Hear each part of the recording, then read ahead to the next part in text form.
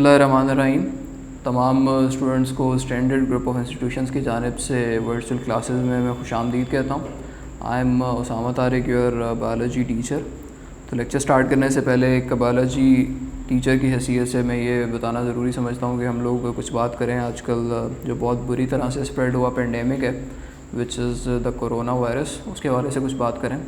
तो corona virus which is कोविड-19, इसको कोविड-19 इस वजह से कहा जाता है कि एक तो ये 2019 में दोबारा से दुनिया की नज़र के सामने आया, और कोरोना इसको इस वजह से कहा जाता है चूँकि इसकी जो शक्ल है, अगर आप इसका डीएनए स्ट्रक्चर उसको अगर आप लोग स्टडी करें तो इसकी जो शक्ल है वो एक क्राउन से मिलती है, तो उस वजह से इसको कोरोना वायरस कहा जाता है। तो इससे होने वाली जो बीमारियाँ उसके अगर हम लोग सिम्टम्स को डिस्कस करें तो उसमें बहुत ज़्यादा कॉमन सिम्टम्स जो हैं दैट इज़ हाई फीवर, बहुत तेज़ होने वाला बुखार, साथ ही साथ फ्लू, या फ्लू के अलावा अगर हम लोग बात करें तो कफ़ विच इज़ ड्राई कफ़, खुश्क खांसी, या उसके अलावा बहुत ज़्यादा स्वेयर सिम्टम्स की अगर हम लोग बात करें तो उसके अंदर डायरिया, या फिर सबसे बढ़ के रेस्पिरेटरी डिसऑर्डर्स, सांस में दुश्वारियाँ, इस तरह के मसाइल जो हैं लोगों को दरपेश आते हैं। तो इसका जो ट्रीटमेंट है that is first of all कि आप लोग इम्यून सिस्टम को जो है बहुत ज़्यादा अपने बेहतर करें, और आपका इम्यून सिस्टम सबसे ज़्यादा बेहतर होता है आपकी मॉरल करेज से, कि आप कितने करेजियस हैं और कितना लाइवली इसके साथ आप डील कर रहे हैं। तो ये तमाम चीज़ें जो हैं इसमें आम तौर पे देखने को मिलती हैं। तो मेरी दुआ है कि अल्लाह ताला तमाम बच्चों को, आपके अहले खाना को, आपके अज़ीज़ व अक़ारिब को इससे महफूज रखें।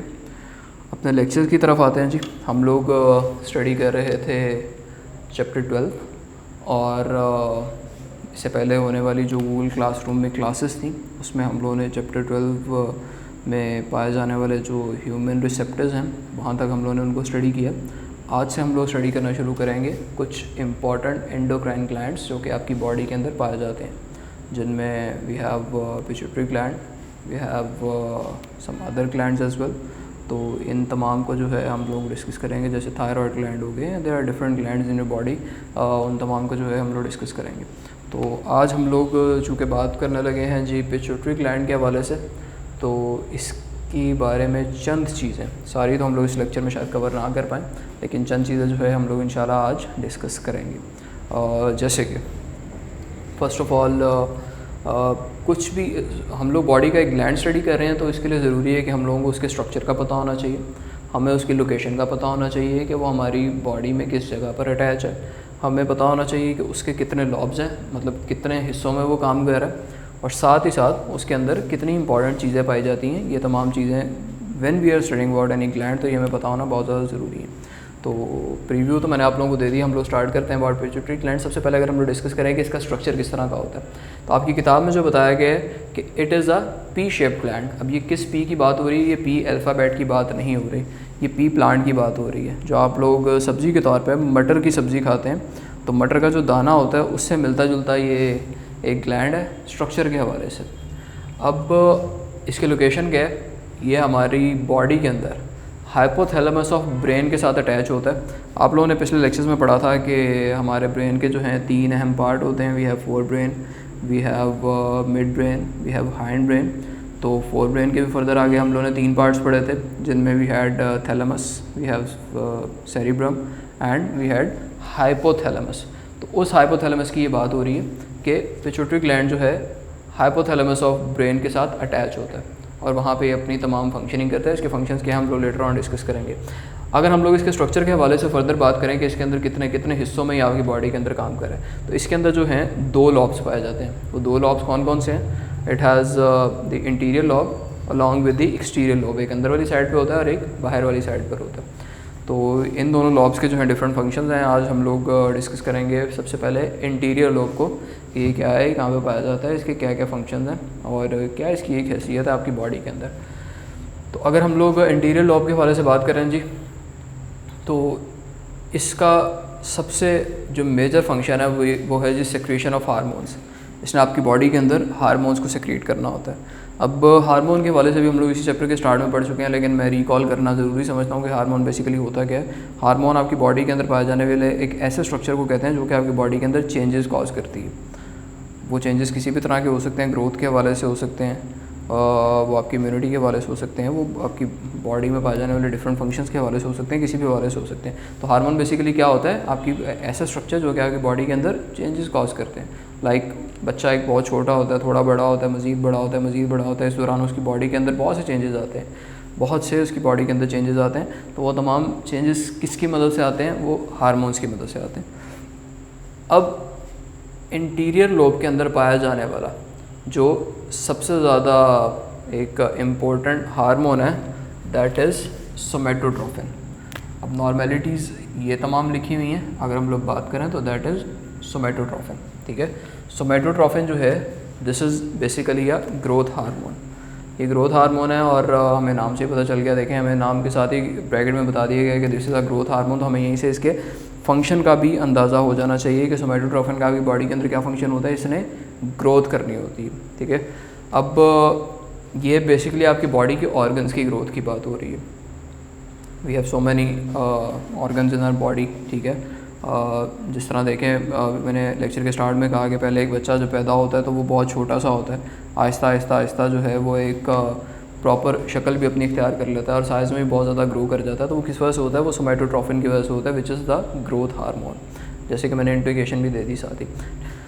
अब हम लोग बात करें कि ये तो सारी बातें वो थी जो कि आइडियलिस्टिक वे में होती हैं और एक नॉर्मल लाइफस्टाइल के अंदर होती हैं, लेकिन चूँकि इंसानी ज़िंदगी है और उसमें बहुत सी अबनॉर्मेलिटीज़ भी आ सकती हैं, तो उन अबनॉर्मेलिटीज़ में इस हार्मोन की सिक्रीशन के हवाले से भी कुछ अबनॉर्मेलिटीज़ आती हैं जो कि अभी हम लोग डिस्कस करेंगे। सबसे पहले, अगर इस हार्मोन की सिक्रीशन जो है दैट इज़ डेफिशिएंट, मतलब वो पूरी नहीं हो रही, वो ज़रूरत से कम हो रही है, तो फिर जो है एक इस तरह की बीमारी लाहक हो सकती है जिसे ड्वार्फिज़म कहा जाता है।